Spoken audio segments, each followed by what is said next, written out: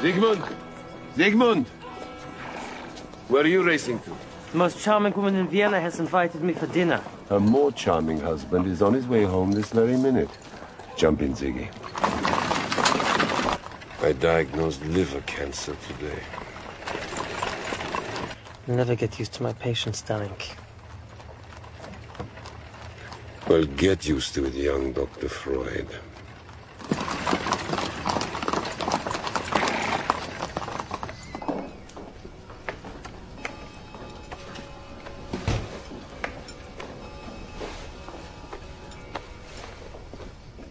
The children are eating. Say hello to them.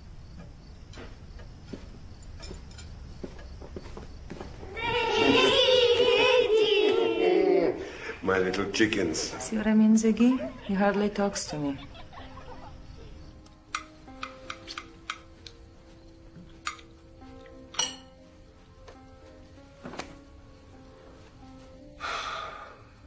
Oh, by the way, I've taken on a new patient. I haven't met him yet. Suicidal tendencies. As always, it starts with a woman. But Joseph, love sickness is not a medical condition. The story gets even better. Because the woman feels guilty, she wants me to sneak in a cure for his psychological distress, while at the same time I address his physical ailments. Surely you're not going to attempt this.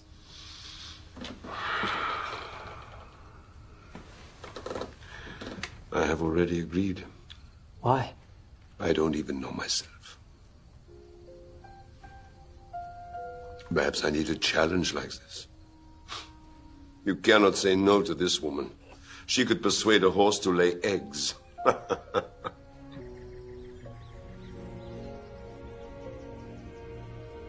There was a time in our lives when we were so close that nothing seemed to obstruct our friendship, when only a footbridge separated us. I asked you, do you want to cross the footbridge to me? But you did not want to. What do you make of it, Ziggy? I'm not sure. Let's reason it out. The first man can no longer cross because he feels he is submitting his power to the other person. Yes, you're right. He interprets any expression of positive sentiment as a bid for power. It makes it almost impossible to get close to him. It's all here. I see it. And revealed his identity? And why not? Perhaps if you lend this book to Ziggy, you won't hide in your study all night reading it. Matilda, stop. What am I to do when I watch you withdraw more and more from me and the children? First that woman, now this Nitsche. Friedrich Nietzsche? To this day, I regret listening to you. The transfer of Bertha to another doctor remains one of the great shames of my life.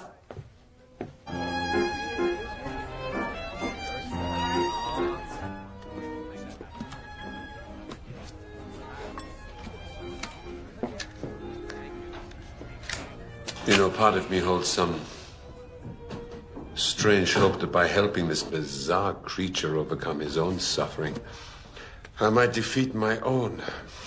Defeat your suffering? You're the envy of every doctor in Vienna.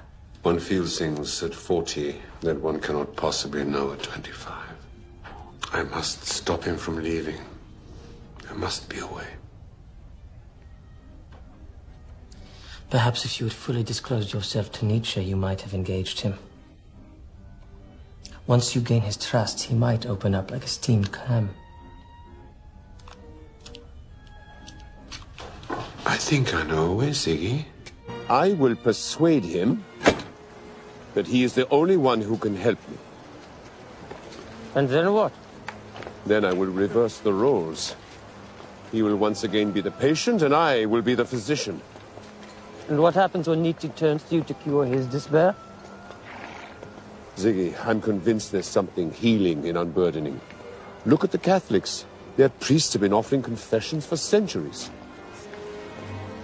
Nietzsche is a solitary man. Yet a few nights ago, he opened up to me.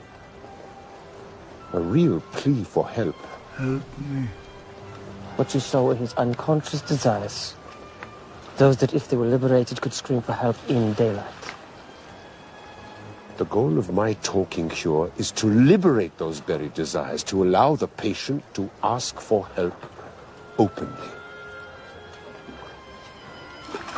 But is liberation the right term? Isn't it integration that we are after? Integration of the unconscious with the conscious. Yes.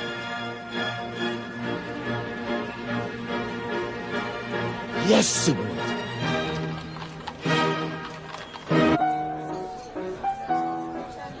He asked you to lie on the couch.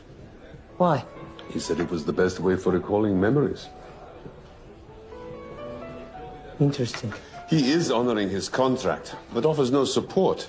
My confessions have failed to produce even the slightest admission of his own obsession. Is your frustration rooted in your competition with him? Not at all. I'm a physician, see. I do not meet with my patient for my pleasure. With Joseph, I've read his books. He has more penetrating knowledge of mankind than any other person. I think he may be perhaps the greatest psychologist who has ever lived. You can...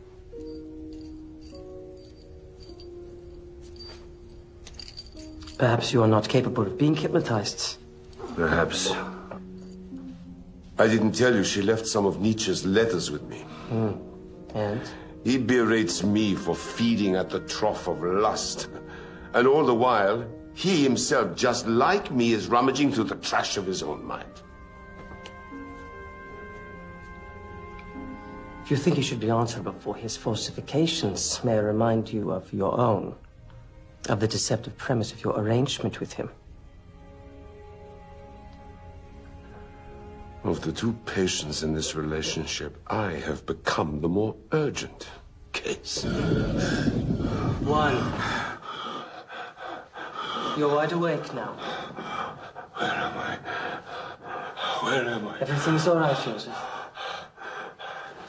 Ziggy, what's happening to me? You are in your house. It will all come back to you. I did exactly as you instructed. Hypnotized you, using your watch as a pendulum. Here it is, Joseph, on your desk.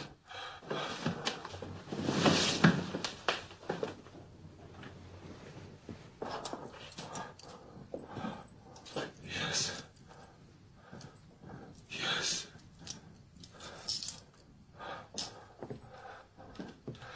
Yes, I remember. How long was I under? Nearly an hour. You wept. You looked frightened. I asked you if you wanted to stop.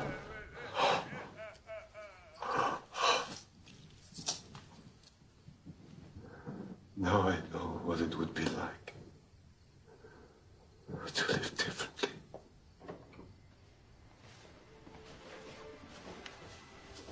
Max and Rachel have arrived for dinner. Matilda, you complain you don't see enough of me.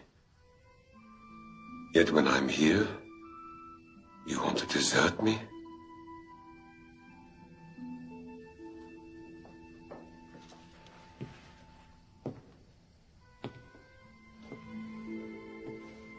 I've been away, my dear.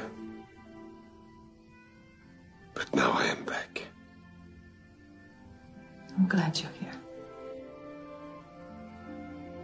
Dr. Freud, my husband, needs a doctor.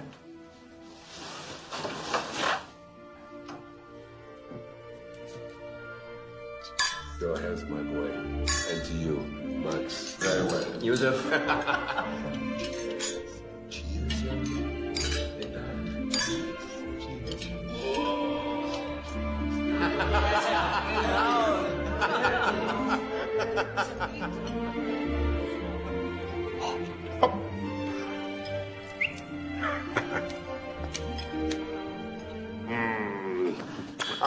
My